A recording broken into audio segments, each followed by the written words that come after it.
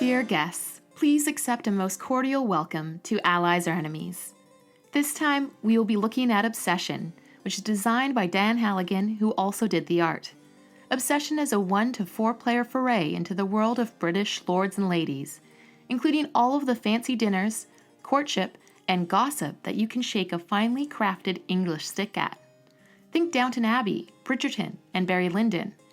In Obsession, you are building your estate, welcoming guests, and gaining reputation, all with an eye to making your family the most renowned in the land.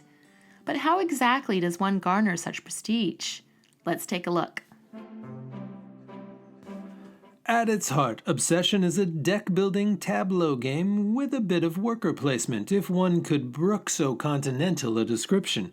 Players begin with 5 country estate improvements, a modest staff, and a few family members. Each turn, you choose an activity, the gentry that will be involved, and the staff that will be necessary. Then you gain money, reputation, or guests listed across both gentry cards and activity tiles. You flip the tile to make it even more valuable in the future, and then finally spend any money you wish to further extend your estate. The game has a bit more to it than that, as you will also compete to court one of the prestigious Fairchilds and strive to complete objectives. The game ends after 12 turns in the regular version or 16 in the longer version, at which point you add up points from various sources and see who is the fanciest of the fancy folk.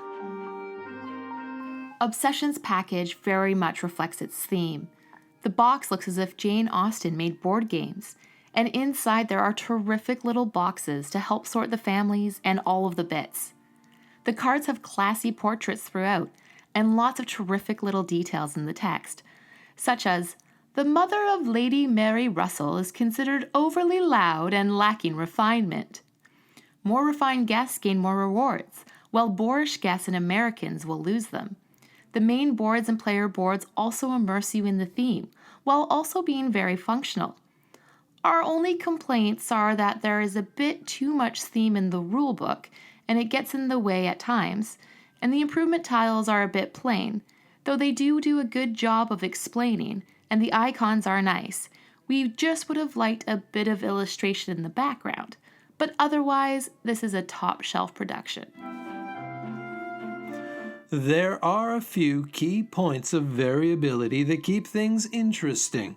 First of all, each of the 4 families has a different bonus, which makes a bigger impact than you might expect. Also, there is a hefty number of tiles and cards, both of which will switch things up quite a bit from game to game. The objectives also make a big difference, though some do depend a bit too much on those random tiles coming out. And having the 2 game lengths is great, and it makes a surprisingly big impact. There are also a couple of expansions that we very much hope to track down soon, but we haven't been able to find just yet. We have only played Obsession with 2 players, and it works excellently at that count. There is limited interaction, mostly through the market, competing for courtship, and a few rare interactive guest cards. But otherwise, the game is primarily players welcoming and entertaining their own guests.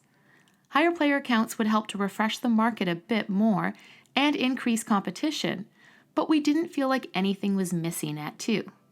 There is some possibility of AP as you try to select the right guest for the right activity, but experienced players can often be resolving actions almost simultaneously, so there shouldn't generally be too much downtime regardless of count. We have yet to dive into the solo modes, but the game comes with 12 different AI opponents of varying difficulty and involves a fairly simple dice rolling action selection system that seems easy to pick up. One of us very much likes this kind of theme. and one of us very much does not. So it was a surprise that we ended up equally enjoying this game. Mechanically, Obsession works well. Under the hood, it's a smart engine builder using cards and workers and tiles together in some clever ways, but there is no doubt that the theme exponentially adds to the experience. The little details on the cards are a lot of fun, and it's tough not to get sucked into putting on a fancy accent and sitting a little bit straighter when playing. And it's nice that, like the best stories in this genre, it doesn't take itself too seriously.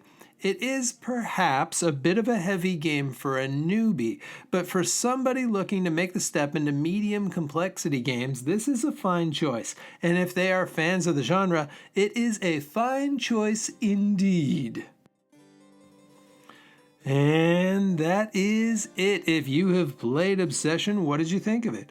Or are there other games that deal with the British gentry that you might suggest? And as always, please like and subscribe, and hopefully we will see you all next time for another game.